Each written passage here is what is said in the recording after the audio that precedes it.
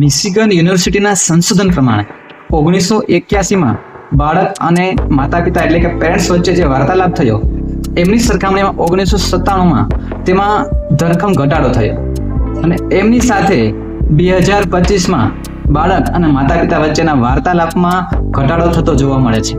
આપણે બાળક સાથેના સંવાદમાં અને એમાંય જ્યારે બાળક ટીનેજમાં આવી જાય છે એટલે કે 9-10 વર્ષ પછીનું બાળક એમની સાથેનો વાર્તાલાપ ખૂબ જ ઘટતો જાય છે કે આજે તને કેવી મજા આવી તો કે સારી, આજે તે લેસન કર્યું તો કે હા.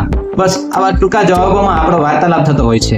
એક એવો પણ સર્વે થયો છે કે બાળકોનો મિત્રોને મોબાઈલ સાથે ગાળવાનો સમય છે 3 ગણો થઈ ગયો. આપણે સૌ પેરેન્ટ્સ તરીકે પ્રામાણિકતાથી જવાબ આપીએ કે આપણા વર્તનો બાળકને નજીક આવવા પ્રેરે છે ખરા? ઘણીવાર દલીલો અનિવાર્ય હોય છે, પણ તે દલીલો આપણા સંબંધોમાં ઝેર ઓગતી ન હોવી જોઈએ. બાળકની નાની નાની ભૂલમાં આપણે એના ઉપર આક્રમક રીતે વર્તી જઈએ છીએ, આક્રમક રીતે વરસી જઈએ છીએ.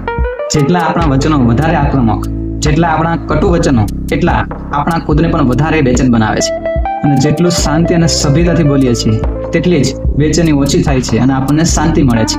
અને આ સાથે મહત્વનો ફાયદો બાળકને થાય છે, બાળકના આપણી સાથે સંબંધોને થાય છે અને બાળકના યોગ્ય ઉછેર એટલે કે પેરેન્ટિંગને થાય છે. આપણો શીખવાનો અભિગમ, બાળકને કહેવાનો અભિગમ એક અર્થપૂર્ણ હોવો જોઈએ અને એમની સાથે હુફાળો હોવો જોઈએ, જેથી બાળકને બંધનકારક ન લાગે. બાળકને પ્રશ્નો પૂછતા કરીએ.